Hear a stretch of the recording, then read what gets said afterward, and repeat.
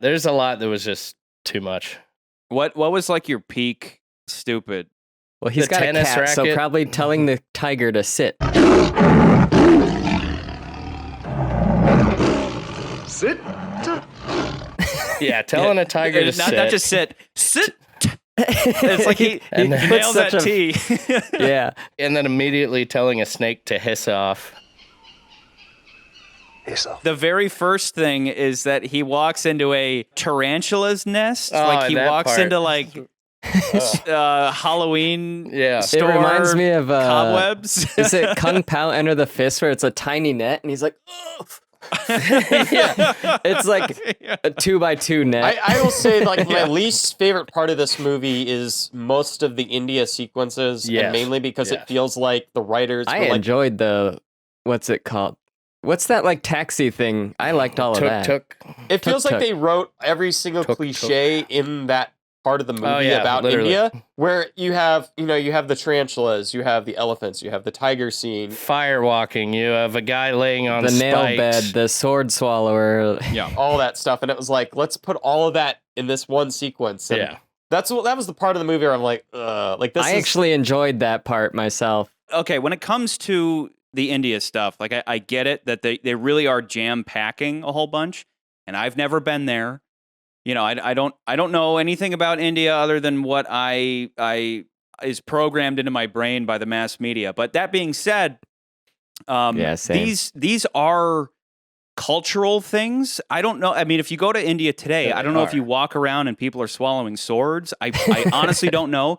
But there is a history of that. Like Yeah. I went on YouTube, and I'll remind you that we're talking about, in the same way that when we were talking about why are they spending so much time on the Japanese wedding and you only live twice? It's like, well, because it's interesting. How many people have actually been to Japan? Yeah. Not that many in Western audiences. So you go to these exotic lands, especially in a franchise like James Bond, and as producers, you're going through and you're like, look at all this cool shit. Oh man, like write that down. Right, let's put that in. Let's put that in.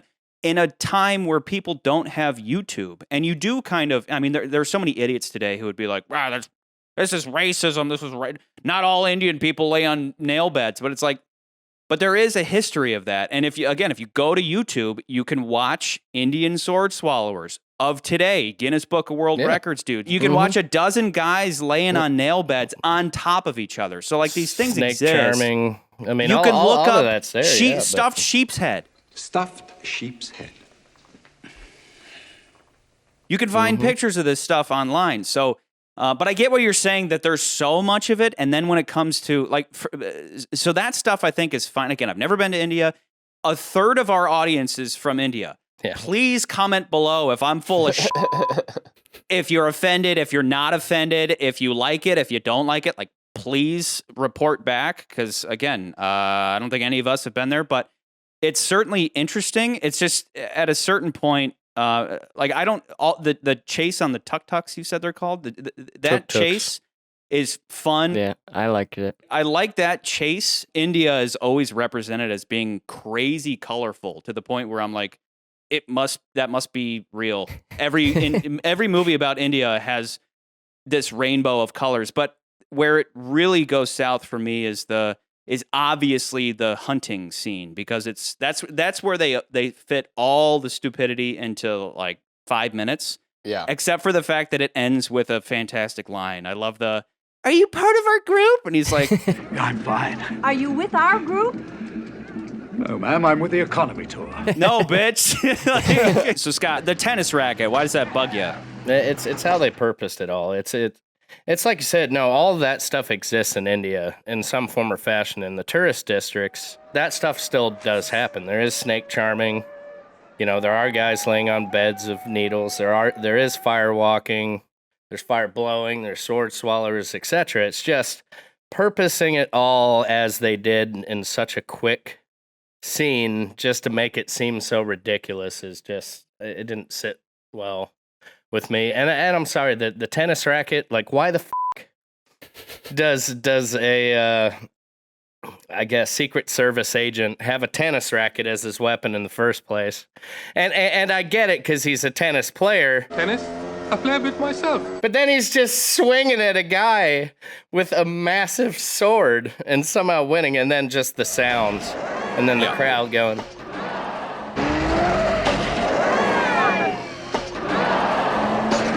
Before that scene, the character says he plays tennis. He said something about his backhand or something.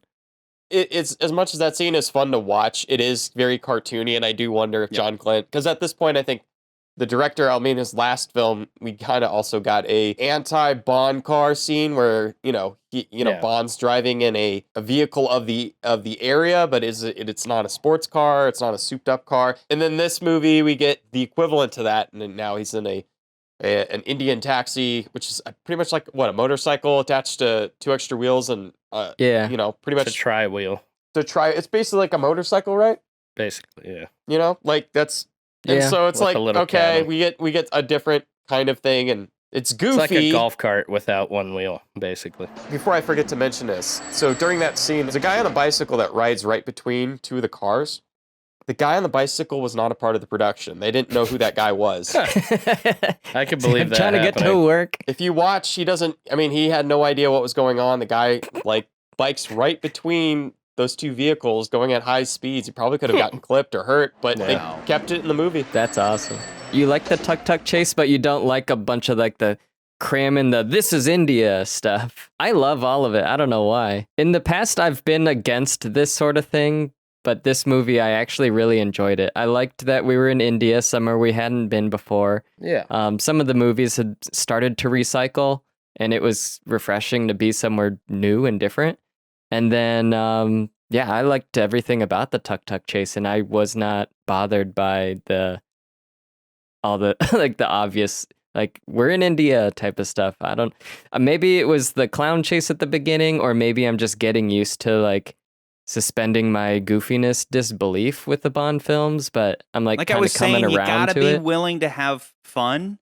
Otherwise, again, these people that are like, everything Roger Moore touches is garbage. It's like, yeah. So that might be I did a better job of being there's a open lot of goofy stuff in this time. film that I enjoy, but there's a lot of parts that I think just go too far. And I'm sorry, the tennis scene with the sounds and the crowd going like that is right up there with the fucking double take pigeon. Yeah, I forgot about that. Yeah. For some reason, I was okay with it. Do not tell me this one is better than a fucking pigeon going to a crowd of Indian people hearing it's tennis not as bad as a pigeon. Yeah. But Scott, let me just follow up what you were saying though. You're saying that it's not so much that the guy has a tennis racket, because it was pointed out explicitly. No. I'm a pro. That he should have a racket. It's the fact that even though the guy might have a tennis racket in the tuk-tuk with him, because that's what he does, he should also have some kind of MI6 weapon too that's a little bit more effective, something that maybe shoots bullets. Did Goodnight have a gun? Goodnight never fired a gun. Do those type of people, I don't feel like they usually have a gun. They're definitely not licensed to kill. They're more like taxi drivers. I guess in this movie, he's also filling the role of masseuse to Bond, because he's rubbing his shoulders at some point. Yeah, got a little bit of everything. Well, that's a good question. Is that these Bond allies? How often? I mean, obviously none of them are licensed to kill. Are they licensed to defend their lives? Why not give them a gun so that they can use it in self-defense, not murder people in cold blood like we've watched Bond do from time to time? And you've had your 6.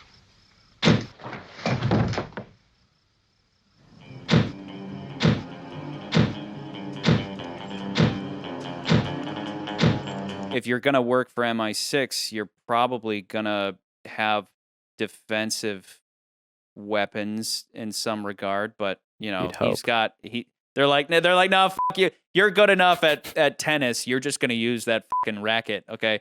Yeah. Q, can you put a gun in the racket? No. With the tuk-tuk, he's like, oh God, we have company. He's like, well, this is a company car. It's a fantastic line. Doing wheelies the whole time. I love it. BJ, we have company. No problem. This is a company car. They just boosted the horsepower. That's all they did to the fucking thing. Yeah. Well, yeah, because Bond's like, use the oil slick. Yeah. Use the mines. Nope, You know, it's just horsepower. pop their tires with a laser, and he's like, I could have taken it in parts. If it was dumbed down just a little bit, I think it would have been great. It's just everything all at once.